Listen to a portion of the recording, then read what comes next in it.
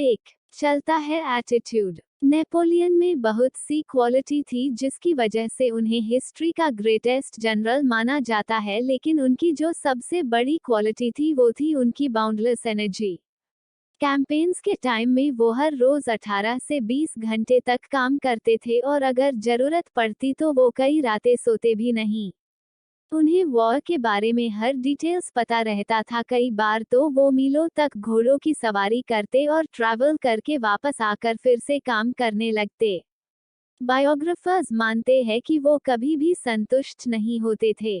1796 में उन्होंने फ्रांस को इटली से जिताया। जैसे ही ये वॉर खत्म हुई वो अपनी फ्रांस आर्मी को इजिप्ट को वॉर के लिए ले गए। जब उन्हें लगा कि इजिप्ट के साथ वॉर ठीक नहीं चल रही है और उन्हें उनके तरीके से काम नहीं करने दिया जा रहा है तो वो फटाफट फ्रांस पहुंचे और कॉन्स्पिरेसी करके वहां के फर्स्ट काउंसल बन गए। जैसे ही ये काम खत्म हुआ वैसे ही वह इटली के साथ एक और वॉर पर चले गए और ऐसे ही एक के बाद एक अगले कैंपेन में जाते और वो भी बिना रुके एक लिमिटलेस एनर्जी के साथ। होता ये है कि जब भी हम चलता है एटीट्यूड रखते हैं तो हम बोर हो जाते हैं। नेपोलियन कहते हैं कि हम में एनर्जी की कमी तभी होती है जब हम खुद की कैपेबिलिटी से हल्के चैलेंजेज खुद को दे देते हैं।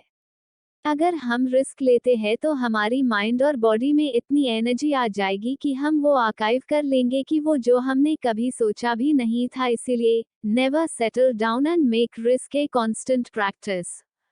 2. करना नहीं सिर्फ सोचना। डेल बताते हैं कि 1943 में एक बार वो पूल में कूदने की कोशिश कर रहे थे, लेकिन जिस लकड़ी पर वो खड़े थे वो टूट गई और फ्लो पे वो आकर जोर से गिरे। उन्हें हॉस्पिटल ले जाया गया और डॉक्टर ने उन्हें बताया कि उनके रिब्स टूट गए हैं और एक रिब ने उनकी राइट लंग्स को पंक्चर कर दिया है।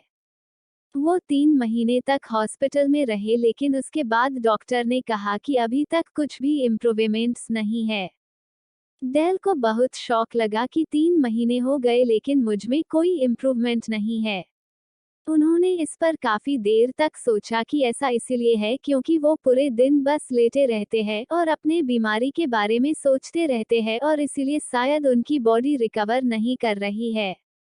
डेल ने फिर डॉक्टर को बोला कि आप मुझे साथ वाले वार्ड में शिफ्ट कर दे जिसका नाम था कंट्री क्लब, जहां पर पेशेंट अपने मर्जी का कोई भी काम कर सकते हैं। डेल को वहां शिफ्ट कर दिया गया। उसके बाद डेल ने वहां आयल पेंटिंग सीखी, साइकोलॉजी के ऊपर बहुत सारी बुक्स पढ़ी, कॉन्ट्रैक्ट ब्रिज गेम खेली। वो इन एक्टिविटी में इतना ज्यादा बिजी हो गए थे कि उन्हें अपने बीमारी का कुछ याद ही नहीं रहा। डेल खुश तब हुए अगले 3 महीने गुजरने के बाद पूरा मेडिकल स्टाफ उन्हें कॉन्ग्रेट्स करने आया कि उन्होंने अमेजिंग रिकवरी की है और वो घर जा सकते हैं। तो पॉइंट ये है कि जब हम बैठकर अपने लाइफ के बारे में चिंता करते रहते हैं तो कोई इम्प्रूवमेंट नहीं होती, ना ही डेल की तरह हेल्थ की और ना लाइफ में किसी और चीज की। लेकिन जब हम अपना माइंड टेंशन से हटाकर किसी एक्शन को एग्जीक्यूट करने के लिए लगाते हैं तो इम्प्रूवमेंट्स होना स्टार्ट हो जाती है। 3. डर का सामना ना करना। वर्ल्ड वॉर में जॉर्ज पैटन यूएसए आर्मी के जनरल थे जिनके मैक्सिमम फैमिली मेंबर्स भी आर्मी में जनरल और कर्नल की पोजीशन में सर्व करके सिविल वॉर के दौरान शहीद हुए थे। वर्ल्ड वॉर 1 में 1918 के दौरान पैटन पहली बार वॉर में उतरे। पैटन ने टैंक डिवीजन संभाली हुई थी।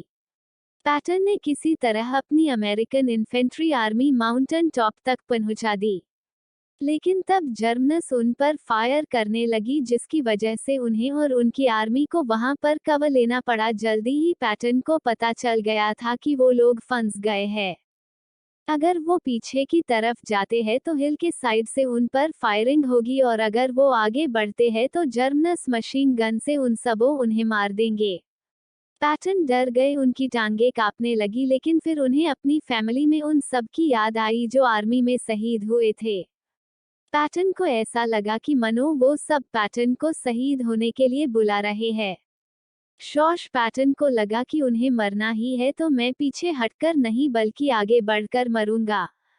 पैटन अपनी आर्मी को ऑर्डर देने के लिए जैसे ही खड़े हुए उनकी टांग में गोली लगी और वो गिर गए, पर किसी तरह वो सब वहां से निकल गए।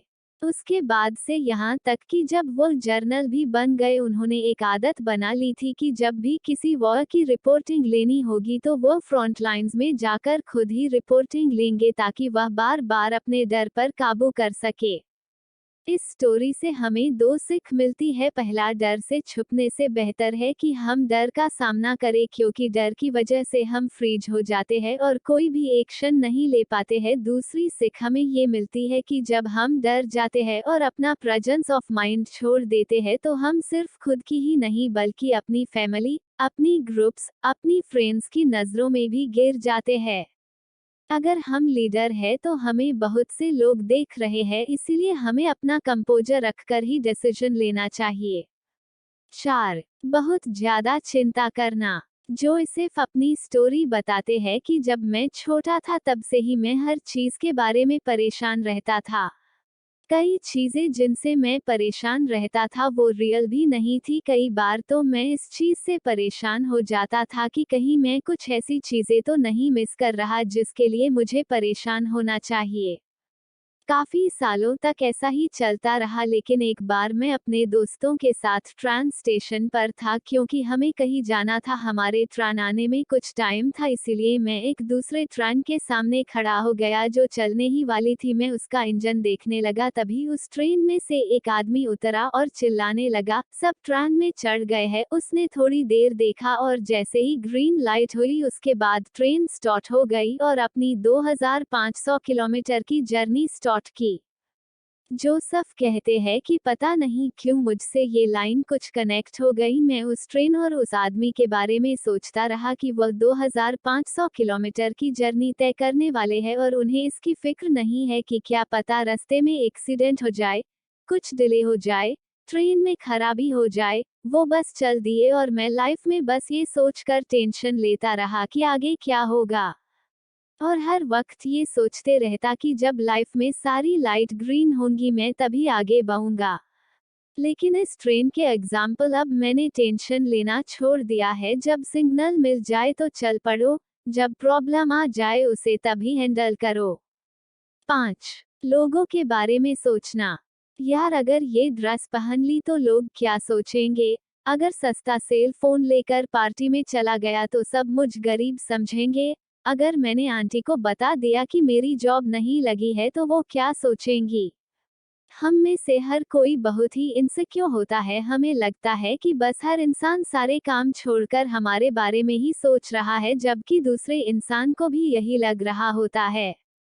जेफ बेजोस बोलते हैं कि अगर तुम्हें ऐसे कभी भी फीलिंग आते हैं और ऐसा लगता है कि सोशल प्रेशर बहुत ज्यादा हो गया है तो एक बार घर से बाहर निकले और एक बहुत ही क्राउडेड जगह में जाओ और उस भीड़ को आराम से देखने लग जाओ। उनमें से एक आदमी भी तुम्हारे बारे में नहीं सोच रहा होगा।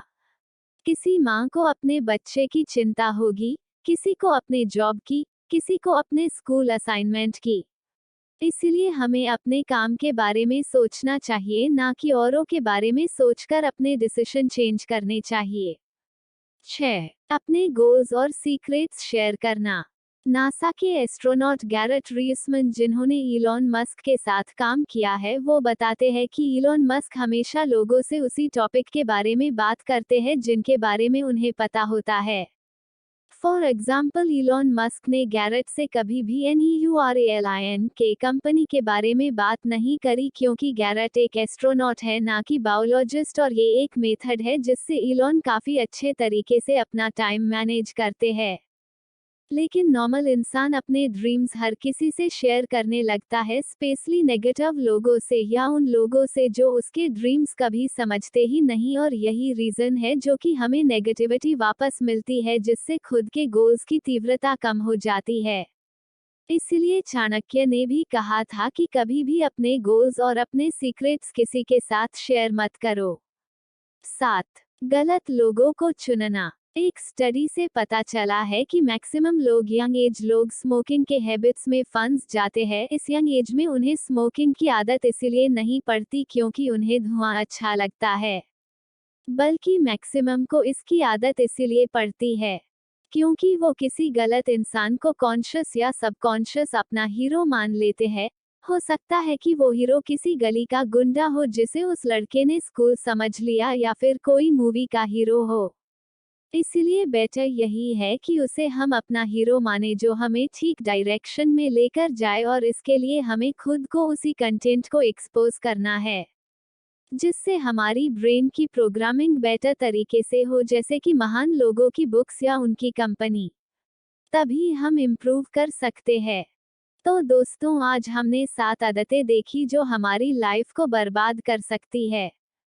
1. चलता है एटीट्यूड, जिसमें हमने नेपोलियन की स्टोरी देखी थी कि वो चलता है एटीट्यूड नहीं बल्कि खुद को हमेशा चैलेंज करने में बिलीव करते थे, इसलिए हिस्ट्री बुक्स में हमने उनका नाम पढ़ा है। 2. नो एक्शन ओनली थिंकिंग, जिसमें हमने देखा था कि कैसे हम सिर्फ सोचने से स्ट्रेस लेवल कितना इंक्रीज हो जाता है जिससे बॉडी भी रिकवर नहीं होती। 3. रनिंग फ्रॉम फेयर्स, इसमें हमने देखा था कि जॉर्ज पैटन जब एक वॉर में डर गए थे तो उस डर को हटाने के लिए वो बार बार वॉर की फ्रंट लाइंस में जाते और खुद रिपोर्ट लेते ताकि उनका ये डर ही खत्म हो जाए। 4. वरिंग टू मच, जिसमें हमने जोसेफ की स्टोरी देखी थी कि कैसे एक नॉर्मल ट्रेन की जर्नी से उनको लेसन मिला कि किस तरीके से 2500 किलोमीटर के जर्नी के लिए भी उनके ऑपरेटर्स टेंशन नहीं लेते थे, बस सामने जितना टारगेट है उसी के अकॉर्डिंग एक एक माइल कवर करते थे। 5. बीइंग इनसिक्योर, जिसमें हमने देखा था कि हम हमेशा ये सोचते रहते हैं कि और लोग हमारे बारे में क्या सोचेंगे, लेकिन अगर हम एक भीड़ वाले इलाके में जाए तो हमें पता चल जाएगा कि किसी को भी हमारी परवाह नहीं है, इसीलिए हमें खुद की समझ से एक्शन लेनी चाहिए, ना कि सोशल प्रेशर में आकर के। 6. Talking about your dreams with people who do not understand them, जिसमें हमने देखा था कि वैसे तो हमें अपने गोल्स किसी के साथ शेयर करने ही नहीं चाहिए, लेकिन अगर करने भी है तो उसी से करो जो उसे समझ सके, वरना हमेशा नेगेटिविटी ही मिलेगी। 7. रॉन्ग हीरो, जिसमें हमने देखा था कि मैक्सिमम यंग लोगों की लाइफ इसीलिए बर्बाद होती है क्योंकि वो गलत इंसान को सबकॉन्शियस अपना हीरो मान लेते हैं, इसीलिए बेटर यही है कि हम उन लोगों से इम्प्रेस हो, उन लोगों को अपना हीरो माने जो इंटेलेक्चुअल हो, जो सोसाइटी के लिए कंट्रीब्यूट कर रहे हो। दोस्तों, अगर अच्छी हैबिट्स खुद में लाना चाहते हैं तो मेरे ओपिनियन में सबसे बेस्ट हैबिट्स है बुक्स। ऐसे लोगों के द्वारा लिखी गई बुक्स जिन्होंने एक ही स्किल्स में 10 से 20 साल गुजारे हो, इससे अच्छा क्या हो सकता है कि ऐसे लोग हमें अपना एक्सपीरियंस सिखा रहे हैं।